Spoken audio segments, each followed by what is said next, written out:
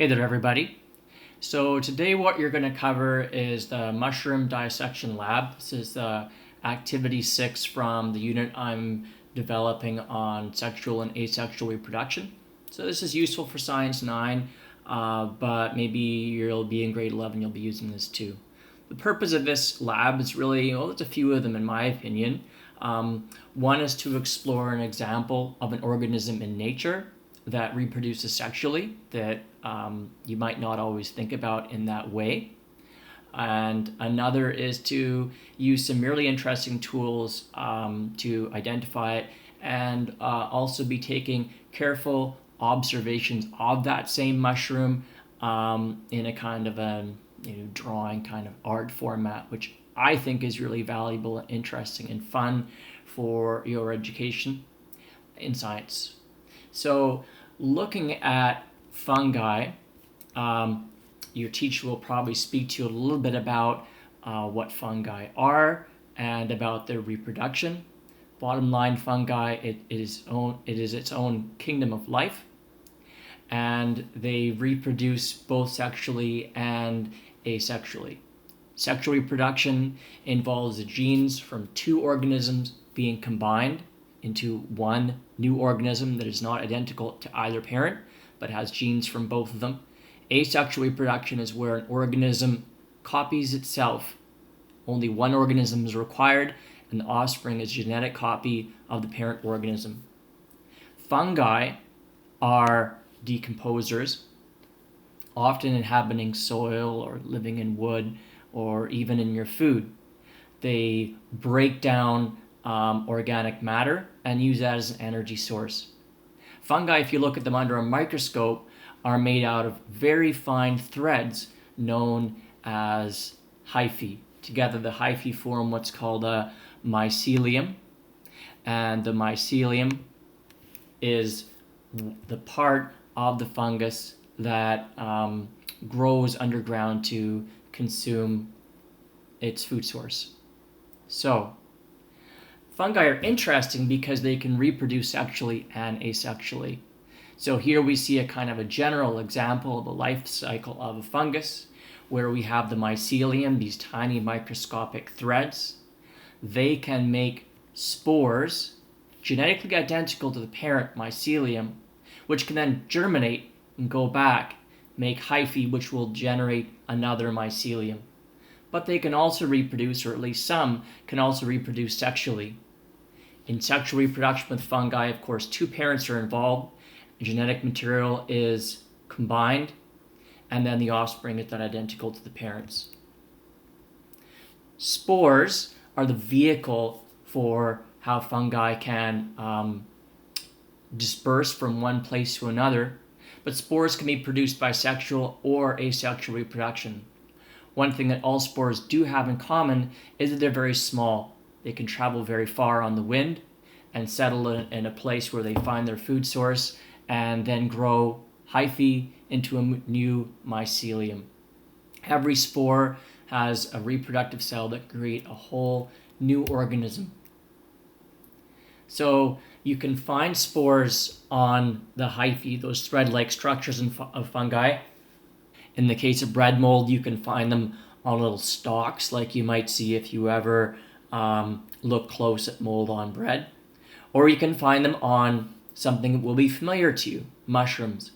A lot of people mistake mushrooms as if they were the whole organism, the entire fungus. In fact, that's a bit like calling an apple tree. The mushroom is just the fruiting body. So here we see an example of sexual reproduction involving a kind of fungus that makes mushrooms, because not all fungi make mushrooms. In this case, we have what are called two mating strains. Now, in fungi, we don't talk about male and female. They don't exist. We talk about positive and negative, or plus and minus mating strains. Here, at the bottom of this diagram, we see hyphae from two spores. In the case of sexual reproduction, they join. Each one of them has one nucleus with one full copy of the genetic material. They join and create what's called diploid or 2N, a double copy of the genetic material, which you might not learn about in Science 9, but you will already know about or be learning about in grade 11 science courses.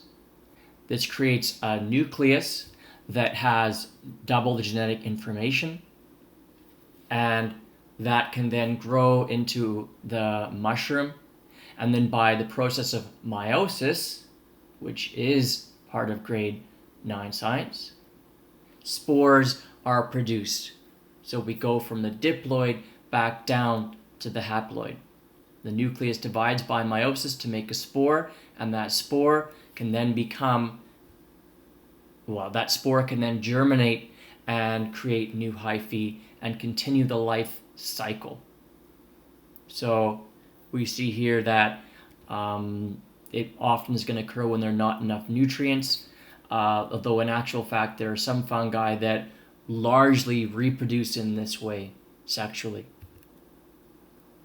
Now, mushrooms have different parts. Part of what you will be doing today is dissecting a mushroom.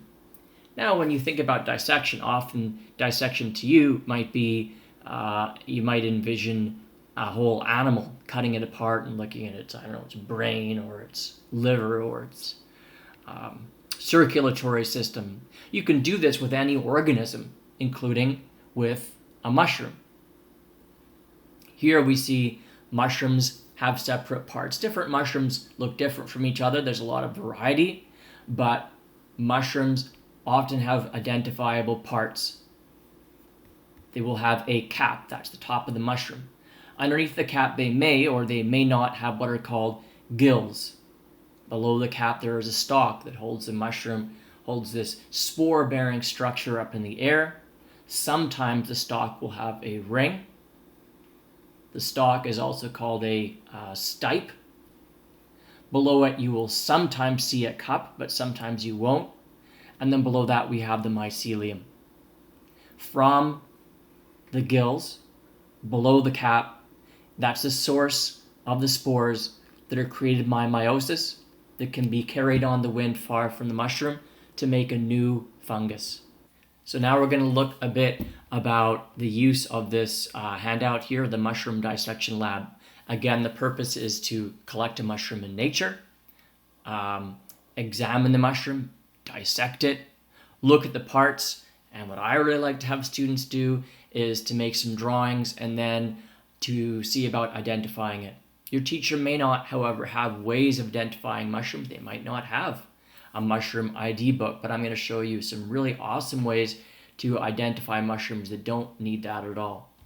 Now, let's go into the when and the where about how to find mushrooms. First of all, I guess we'll start with the when. You might think, oh, well, I'm only ever going to find mushrooms in the fall. In actual fact, sometimes mushrooms will appear in the spring. Sometimes they will appear in the summer as well as in the fall. If you're on the coast, doing this lab on the coast, you might even find mushrooms in the winter. They appear all times of the year, though they're most commonly found either where there's a steady water source or where there is has been recently rain, or when there has recently been rain. Now you might think to yourself, okay, well, to find mushrooms, I'm going to have to go in the forest, right? Oh, I don't know how I'm going to find mushrooms where I live because I don't have forests like this where I live. That's fine. You can find mushrooms in the forest, but when I did this lab to demonstrate it, I didn't look in the forest. I didn't find them in the forest. I found some mushrooms on a lawn and some others in someone's garden. So here's the one mushroom that I found by the side of the road in some wood chips. So this is the one collection site. I'm not in the forest here at all. I just found it right by the sidewalk. And there were a group of these, not very big, maybe a bit bigger than the tip of your thumb sticking out of the ground. I also did this lab earlier on. I found this guy in the lawn of my neighbor's yard. Mushrooms are everywhere. They're most likely to grow where there has recently been rain. And if you're at a loss for mushrooms, if there hasn't been rain for a long time, even that's okay. There are some mushrooms, or at least fungi, which are permanent or which live for a long time, rain or not. Here on the coast, you very often find what are called bracket fungi. These live on wood. They burrow their hyphae deep into the wood and decompose things like rotting stumps. I'm in the middle of summer right now. I didn't have any trouble finding these in the forest. You could use bracket fungi for this lab as well. It would work for most of what we were doing. So there's a bit about the when and a bit about the where. So the equipment that I'm using for this lab is really quite simple. I go outside and I bring a knife. The only thing I didn't show right here is I brought a little Rubbermaid kitchen container. You could bring a bag as well. The kitchen containers are good because mushrooms are often fragile and they might break. You might think to yourself, what if I get poisoned? It's not really going to happen with using anything like that. If it's at all a concern for you, just bat it out after you're done and give it a wash with some hot water. There is basically no risk at all. So here is what I did, and as you'll see in the handout, it's pretty straightforward where to proceed from there, at least when I do this lab. I start by getting some pencil crayons out. I set the thing down on the table and I drew it. I don't really think of it as up to me to tell you like how to draw things. The only advice I would give you is don't draw the mushroom that's in your head. Look at what you actually have in front of you. Make lines on the paper that match the shape of the mushroom. I know that's easier said than done, and my drawings aren't perfect, but that's what I do. That's kind of how I approach drawing or sketching anything at all. In my experience, working with students on this lab, everyone I've seen doing this lab in my classroom gets super engaged at it and has a lot of fun, however good their drawings are in their own opinion. So here are the perspectives that I think it's useful to do when you're illustrating a mushroom.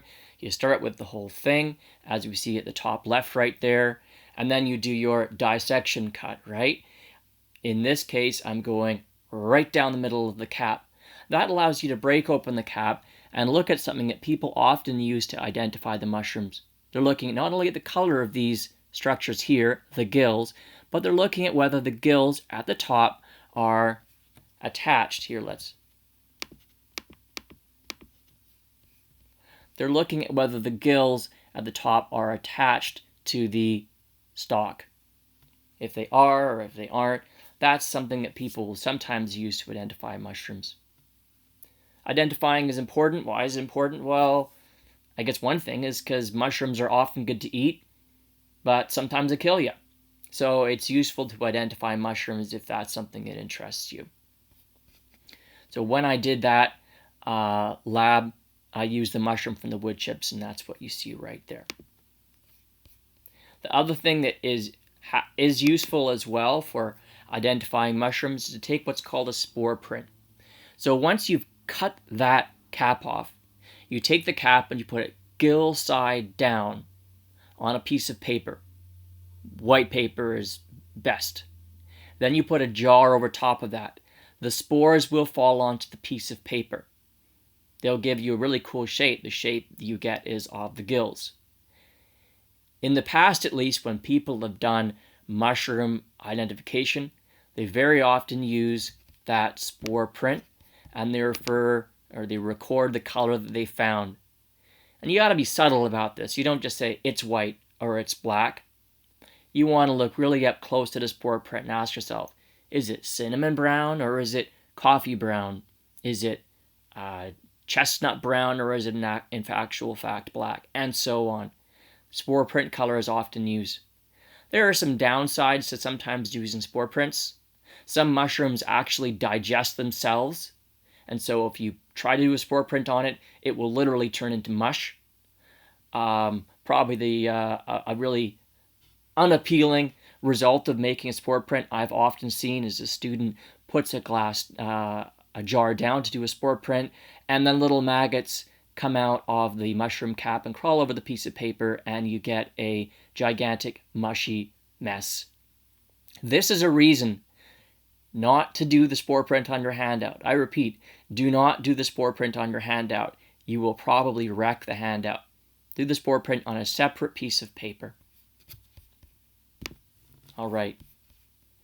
So the other piece of this lab, at least when I like to do it, is to identify it. Remember that organisms are grouped into separate species. We are, for example, Homo sapiens, dogs are Canis domesticus, and so on. Mushrooms as well, or the fungi that make mushrooms, are also grouped into separate species. Knowing which species is which can be useful. Maybe someday you will want to know whether or not a mushroom is poisonous. For me, I got really interested in this recently when a parent came to me and they said that their dog, unfortunately, their young dog had died. And they sent me, and they said, "Can you help me out?" And they sent me a picture of the mushroom. And I thought, wow, it's just a picture, it's just a photograph. How am I going to know whether this mushroom might have killed this dog? Well, you know what I did? I found that I could do on the internet, and maybe younger people watching this video already know about this. There are computer programs that can actually identify your mushrooms and tell the poisonous ones, or help you tell the poisonous ones from the non-poisonous ones. Here, for example, is a really nasty mushroom that you would never want to eat and could definitely kill any kind of dog, including, well, it could kill a person too. This is Amanita virosa, the destroying angel. A small fragment of this, a quarter teaspoon, for example, could easily kill a child. People have actually eaten this mushroom in the past, and they said it actually tastes really good, but that doesn't do any good if it kills you in a really gruesome and, well, if it kills you in a very unpleasant way about 2 days later. We don't want this to happen to us. There are many other mushrooms that are poisonous, although in actual fact, there's not many that are deadly poisonous. A lot of mushrooms just don't taste good and will give you an upset stomach, and a few of them will kill you. So if you're at all interested in eating wild mushrooms, then it helps to know some of them. I should say this at the outset though. Do not, or I would not advise you to eat any wild mushroom unless you're entirely 100% absolutely sure about what you have.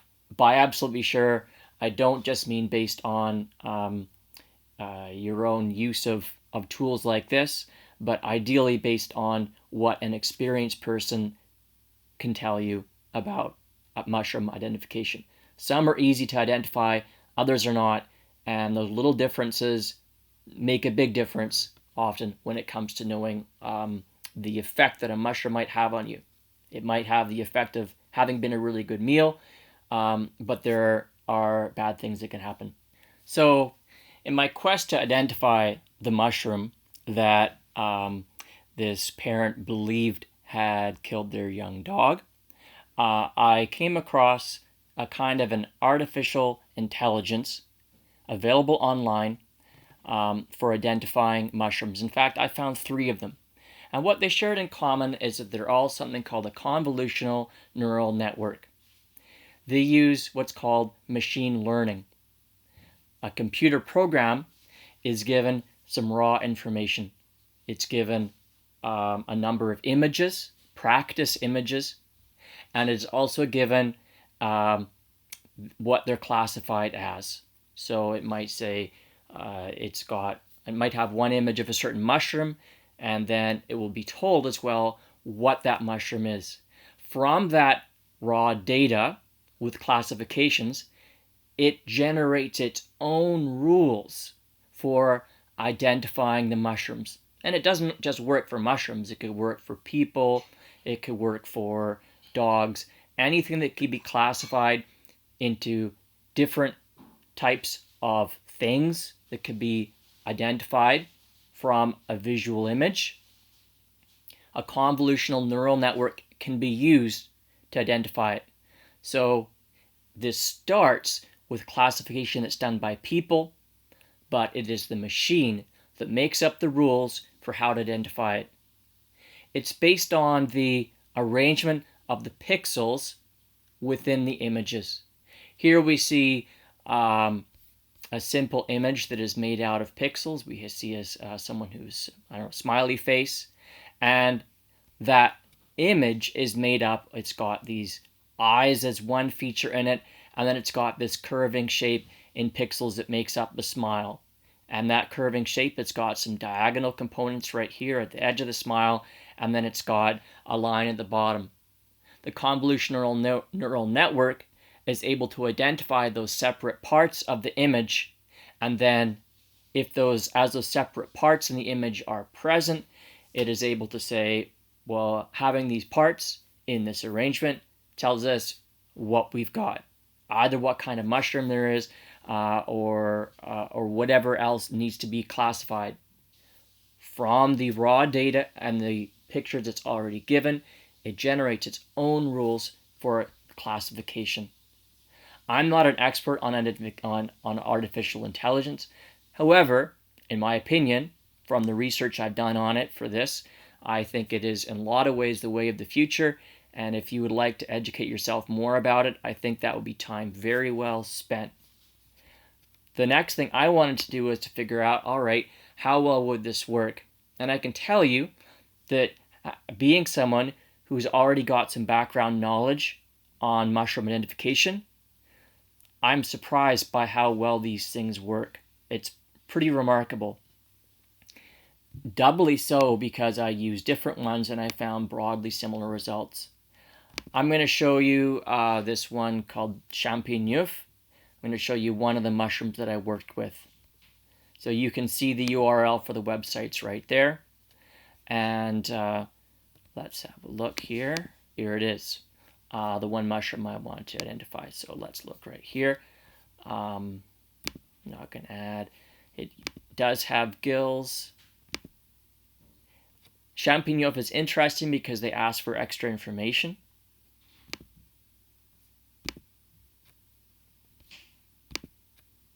If you use this program, it's useful to record if there's any kind of a smell to it.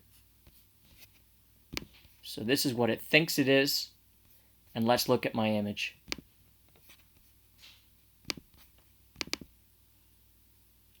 Not bad. Very close match between the image of what I collected and what it says it is. So you might think, well, maybe the program just got it lucky. So I started to be like, well, what about some other programs that do the same thing? I'm going to use the same image on this site it's called mycelium. Look at that. Same identification. This bar right here is giving us a measure of how sure the program is that it's got the right identification. Again, this mushroom is coming up the white dapperling Leucoagaricus leucothites. And this is actually really useful because this mushroom grows in the same place as mushrooms that are called agarics or agaricus, which are actually really good to eat. So it would be very easy to make this mistake, to go into the lawn and think, oh, I have some agaricus, which tastes a lot like portobello mushrooms. They're really good. But if you make that mistake, then you could end up getting a bit sick. This is accessed from a site in Denmark called mycelium. The last one I used was this thing called fungus ID. I like to be thorough. Let's try it. Choose file, and I can identify. And here it's giving us a % certainty. Again, what it's done is it's taken that image and it's broken it up into separate components, lines, edges, the gills, and so forth. All can be identified based on a computer analysis of the image. This computer program doesn't actually see the mushrooms. It takes the images and breaks them up into separate parts and looks for the patterns as I've described. These different programs have different strengths. For champigneuf, I like that wherever it went, I like the champigneuf program, how it uses how it takes extra information from you. I like this one, fungus ID because it gives you a % certainty. And I like this one here from mycokey because it links to more information. Now, mycokey only refers to mushrooms that are found in Denmark, but because mushrooms are dispersed by spores, those spores can travel really far on the winds that run across our planet. The kinds of mushrooms you can find in Denmark are often really similar to the ones you find here in BC. Leucoagaricus leucothides. I like this as well because it gives you more information that might help you be sure that you have the right one. Hey, look at this. Occurs in lawns and gardens, parks, and open forests. Has a more intense yellowing when it gets cut. I did see that. And often as well, it'll tell you what kind of stuff it grows on. So that's the convolutional neural network for identifying this mushroom. And that's also everything I wanted to show you for this lab. In summary, mushrooms are organs for sexual reproduction in fungi. The mushroom is just one part of the fungus organism. You can collect mushrooms outside and take them to a lab setting, cut them into parts, and look at the separate parts and identify what those different parts do. For example, the gills are where you find the spores. And you can also use various computer programs if you're interested in what the species name is for the mushroom. That's all for today's video, and I hope you found it useful.